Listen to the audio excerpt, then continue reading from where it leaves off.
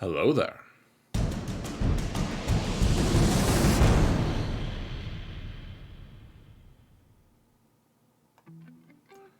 Hello there, everyone, and welcome to another episode of Xeris Prevails. Guys, we have the final batch of Kenobi requirements, and I just wanted to take a few minutes to look at them with you guys. I realize you guys can read, and that it's pretty obvious what we need to do. I just wanted to talk a little bit about. I'm going to be getting a lot of questions of should Kenobi be my first Galactic Legend? Should I invest in him immediately? Should I just drop what I'm doing? I'm in the middle of a Sith Eternal farm or something. Should I just drop everything and go for Kenobi? And so let's look at the things that CG has given us, the source material, and just take a look at what all is entailed in getting Galactic Legend Kenobi. People are calling him Glow, Galactic Legend Obi-Wan. I'm not sure if I like it, but that's what some people are calling it. So I suppose we can go with that. I'll probably just call him Kenobi for this video, though. Anyways, guys, let's look at this. Cad Bane, Relic 5. That's kind of cool. He fought Cad Bane a lot in the Clone Wars. I actually thought there was an outside chance that he was in there. Pretty cool to see him. Everyone and their mom guessed Cody. I don't actually know how everyone and their mom. Most moms don't watch this, if we're just being real.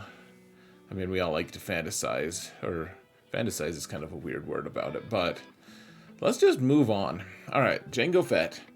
Relic 7, I'm angry about this one, folks, actually. Not because I don't want to put Relic 7 on him, because everyone's going to have him now.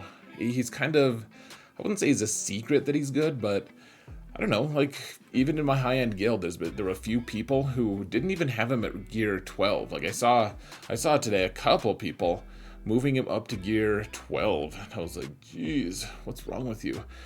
Chalk T has Relic 7. And that's fine. Everyone has her at Relic 5 already. Move her up a couple more notches. Though she's one I wouldn't have preferred to. She only needs Relic 5, honestly. But 7 is relatively cheap, I guess. And then Grandmaster Yoda, Relic 8. I was talking to my buddy Solo Base, and he was right before the announcements came out, and we were like, man, what if they required Grandmaster Yoda at Relic 8?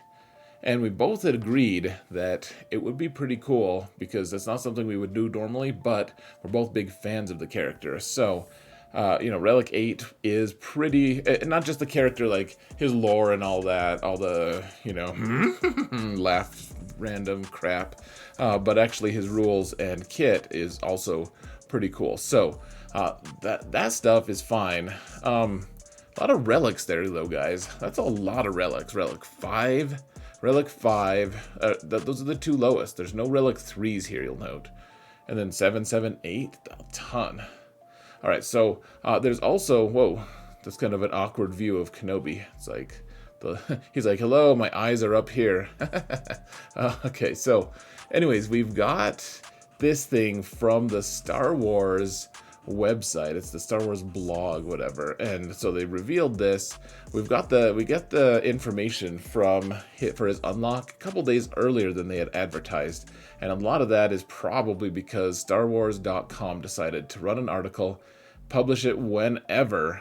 So we've got the journey guide starting he comes to the journey guide starting on June 16th. So we've got 8 days, something like that, 9 days to get ready for him, and we've had more than a month of other requirements. So, this is kind of an awkward. He's just like staring into the distance. But let's see. So he's going to be a Galactic Legend. Who knew? And they're releasing content from the timeline of, of Clone Wars.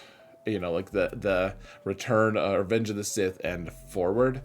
All the way through Bad Batch, etc. So, then they have this cool little animation thing of, him doing his ultimate or something. And it looks like he's buffing his whole team. They say a couple things that are about him being support. People are saying, man, he's going to be a good support. He'll be the first support Galactic Legend. And I actually don't know if that's the truth. We'll look at that in a minute, but I kind of think kind of think it's unlikely. Let me show you guys why in just a minute.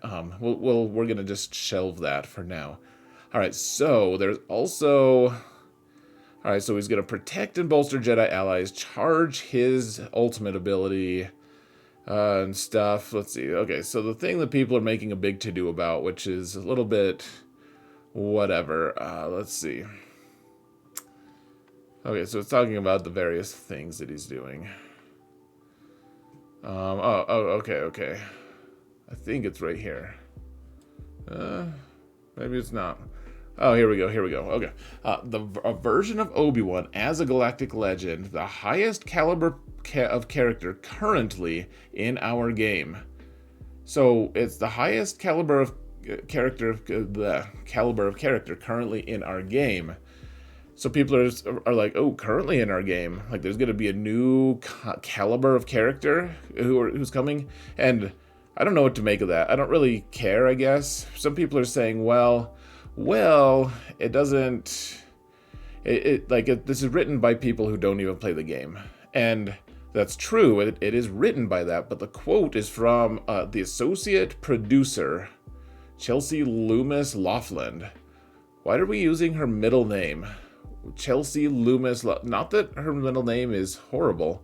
It's kind of weird, but like I thought that only serial killers got middle names on things like this. Anyways, we are. Yeah, so they're saying like, hey, people are thinking, wow, there's going to be something bigger than Galactic Legends soon, or whatever. And I say maybe, like. Galactic Legends didn't used to exist, and legendary events didn't exist. Of course, there's going to be something new at some point. They're going to pass up Galactic Legends, and we'll have Galactic Legends in the game, but they'll still be okay. You know, and we'll get a higher caliber of character. Who knows what we're going to get? I don't know where you can go from Galactic Legends, because we've got all these cool characters, but, you know, we'll see. I don't think there's much to do about this. Like, we've got our Galactic Legend announced here. They've already announced another one that's going to come after this. I don't think that we need to be worried about that. So, all right, let's look now at the... I want to look at the requirements again, and we're going to make a determination of whether he's worth it. So, first, I'll just say this. If you are an endgame player, you already have 4 Galactic Legends, you have all the other characters, like... then yes, he's worth it, regardless of cost. You need to stay relevant and current. Your opponents in GC are going to have 5 characters, or 5 Galactic Legends. You're going to need a 5th one. Everyone needs him. At the end of the day, you're eventually going to need him. He's going to be the best character for like territory battles, and that's going to be huge for some guilds. This is going to be a huge milestone for a lot of guilds. Like I know a lot of guilds have increased their GP by like 500k just instantly because of these requirements. So, all right. So this is the most heavy-handed day. So Relic 5 on Cad Bane, kind of worth it because of his ship. It's actually going to double increase our GP because of that. Cody is pretty worthless. Relic 5, it was inevitable they were gonna. I mean, he's like the Rose Tico of this release, guys. Cody can kind of be used with Bad Batch. People are saying, oh, he's pretty good with Bad Batch. And I'm like, he sucks with Bad Batch. And unless he gets a rework, he will always suck with Bad Batch. Like, can he kill Grievous just a tiny bit harder and make you get a little fewer banners? Like, that's basically what you get from him. You get to attempt the territory battle in Light Side, like Phase 2, and then lose. Or you can remod and have like a tiny chance to win, but still lose. It's dumb. Jango Fett, awesome. Everyone should have from Relic 7. Anyways, mine is Relic 6. So, yeah, he's pretty cool. Grandmaster Yoda, all these other characters, the other 3, very, very useful. Now, let's actually go to the game, and we'll look at the other requirements real quick. As soon as I can find the game. Yay, there's the game. And look at that, who knew? I was already had it preloaded. Whew, lucky coincidence. So, we need Relic 7 on Grievous, Relic 8 on Kenobi, on the other Kenobi, 7 on Watt, and then it loosens up a little bit, 5 on Bo-Katan, and Magna Guard and Clone Sergeant, and then 3 on the 2 Worthless Jedi, and 4 on the slightly more useful, but not as I don't know. She's okay. And then isn't it like you only need a 5-star on Negotiator or something silly? Like that one strikes me as hilarious actually, because so this isn't bad. So Bo-Katan is going to be useful. She's already kind of useful in 5v5. She goes with a Bando team, actually. She has really good synergy with them. Qui-Gon is pretty worthless, but if you have his Zeta from back in the day, he can be useful. I just fought a battle with him using Ki-Adi-Mundi. It was pretty cool. The Mace character is pretty awful, though I have been seeing a couple Bounty Hunter teams with the Endurance. So who knows? We'll see. Maybe he'll get another rework. His first rework apparently was the worst ever. So, not holding my breath. I mean, sometimes I'm holding my breath, but not about him. Like, for instance, I just went on vacation and held my breath through a tunnel, because that's what one does, apparently, going through tunnels. So, anyways, Clone Sergeant, he's got an okay ship. He's not great, but Magna Guard, very useful. I would say that in general, we only have like 3 or 4 worthless characters here. And I think the biggest problem, of course, is that it costs a lot of relics. So, I mean, really, this is a lot of relics, guys. If you didn't have all these characters relicked, this is a lot. It's going to be 6 characters at relic 7 or higher. 2 of them are relic 8. If you want to get them as a lower level character, or rather lower level account, you are going to need to spend money to get them, because you can get all the way up to Zin Biddle. You can farm that, but then you have to spend money, because if you can't finish the Cran Core, then you can't get the ability mats to do this. So really, like, my response to people on this, I think he's going to end up, he should be. We need some power creep. Honestly, like whales and krakens, and myself included. Like I've been spending money. I am so tired of Arena, of just falling all the way to 40 with whatever team I place on defense. It doesn't matter. And people with 1 Galactic Legend are climbing to number 1. Like I don't begrudge people to get number 1 spot. I just get real tired of, if I'm spending real money, of spending like an hour trying to climb an arena. And I think that a lot of whales and krakens are going to feel the same. Having a little power creep is nice, because you can actually get this new hotness, the new cool character, and then you don't fall as far, you don't plummet.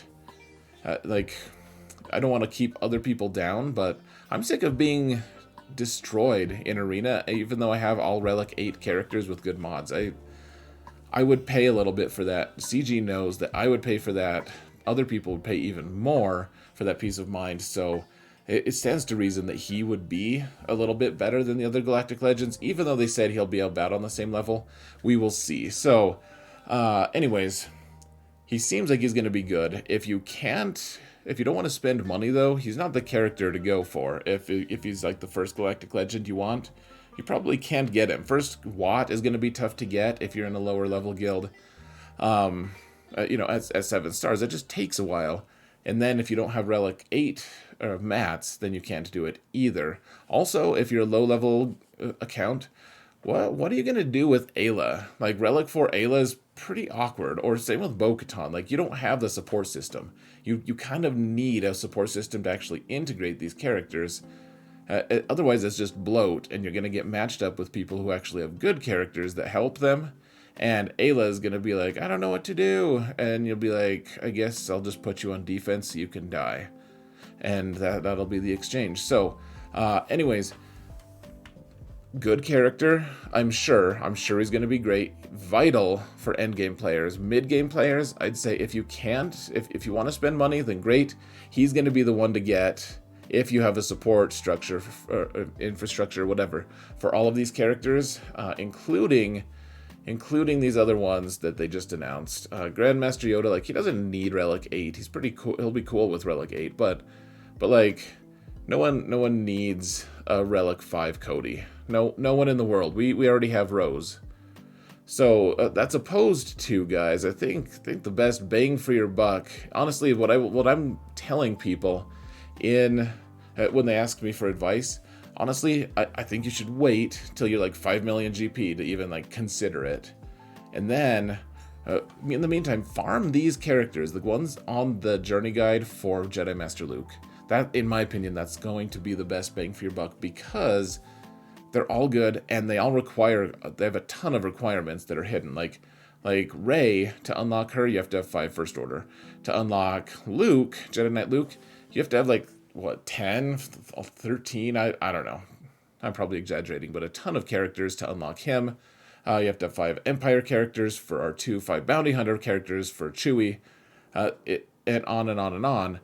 These requirements, you need Ewoks here, you need a raid here, all these things. You're going to need to be in the game for a while, and once you finally get all these characters are good and worthwhile, except for maybe Lando and Leia.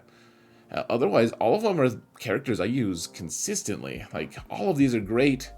And at any stage in the game, they're all great. They really are. And I would say, as general advice, if you're a new player, I would go for Jedi Master Luke. Now, maybe that'll change depending on what the Kenobi kit is and stuff. So I'm not going to just say that unilaterally, no matter what, you need to do this. But I do think that it's more beneficial. And while you're at it, maybe just go unlock General Skywalker too before you get Kenobi. I just think it behooves us all to be patient with Galactic Legends. Keep your relic levels low so you're not facing other Galactic Legends, and then go forth and demolish people, okay? That's my advice to you. Jedi Master Luke, I think, is the most worthwhile in terms of usable characters that aren't going to bloat your roster, and he's just a good character. So Kenobi will be better. I think Jedi Master Luke is going to also be very solid. And if you want a character that you can get quick, you can go for a Sith Eternal, though I warn you, some of these characters are pretty wretched. Royal Guard, awful. Dooku, people say he's useful, and sometimes he can be really annoying, but he's not that great. You have to Relic 7 Sidious, terrible character. Sucks, he does an AoE and dies. Marauder is good. Maul, I don't know, I just put a Zeta on him, we'll see. With the expanded divisions, maybe he's good. But early game, all these characters, I don't know. They're not the very best. So, hold on. Is this it? I was looking at all the activity stuff. Yeah. So Admiral Piet, he's good. Krennic is not good. Let's see. TIE Bomber is good. You should farm that regardless. Anakin's good. Thrawn is great. Absolutely want him. Tarkin's okay because he's got a good fleet. Veers is good because of the troopers, and Stark is good because of troopers, though you don't use Stark anymore. Let me go look back just real quick, guys. I want to be thorough here. Yeah, okay, so we're Mon Mothma, great. Chupio, great. Both of those characters, tons of utility with them. You want to gear them anyways. Let's see, these are all characters we had. Rebel Y-Wing, that's good. Hermit Yoda, Wedge is good because he's part of the Rebel fleet. He's probably the least. Biggs you use all the time with that Rebel fleet. So, like I said, even though we were only looking at these guys, you still need those other ones, and they're all great, pretty much, for the most part. So, anyways, guys, this is taking a while. I'm going to... it kind of looks like I'm on... It's like my head is on top of his. Let's see. I'm just not going to spend the time messing around with it. It's awkward because of the mirroring effect and everything. So, guys, thank you all so much for watching. Let me know in the comments what you think, what character is going to be good. Oh, we were going to talk about one last thing, guys, and that is why I don't think he's going to be a support. And the reason for that is, of course, Ki-Adi-Mundi. And the reason for that is his Jedi Council ability, I believe. I think this is his Zeta, yeah. So, Galactic Republic, so you have, once you put his Zeta on, he buffs all these different Galactic Republic Jedi. If Ki-Adi-Mundi goes with Kenobi as well as I think he will, so he's going to give, so everyone just gets the plus 30 speed, max health, and offense. And then he also gives, with a Galactic Republic Jedi allies with a support or healer role, have an additional offense equal to 10% of their max health. Like, if Kenobi has a bunch of health, which I'm sure he will because he's a Galactic Legend, Ki-Adi-Mundi is going to just boost him to like crazy. If he's a support, Ki-Adi-Mundi's gonna make him like, I don't know. Who knows? Maybe they designed him this, outside of this, but seems like Ki-Adi-Mundi's going to be ridiculous with him. So I think that'll be exciting, fun to see. If he's a support, of course, if you don't have Ki-Adi-Mundi, then you're missing out. But I do think that maybe that means he's going to be a tank. Given the verbiage that they gave us, my prediction would be he's a tank. If he's a support, he's a support. But I think that will then necessitate the use of Ki-Adi-Mundi with him, because that extra additional offense equal to 10% of their max health, unless Kenobi has some weird mechanic that like Grievous's, where he only does damage based on a different stat than offense, then I don't know. I think maybe Ki-Adi-Mundi pushes him over the top if he is a support. Anyways, folks, let me know what you think. Is Ki-Adi-Mundi going to break him? Are the requirements worth it? Should you go for Kenobi as the first Galactic Legend? I'm curious to see what you think. Thank you all so much for watching. Please leave a like and subscribe. I don't ever ask that, but it does help the channel, guys. It really does, especially the likes, well, and the subs, but it gets us noticed more. So, that being said, folks, thank you all so much for watching, and remember that in all things, Zareth prevails, even when his head is on top of Ki-Adi-Mundi's body. Interesting.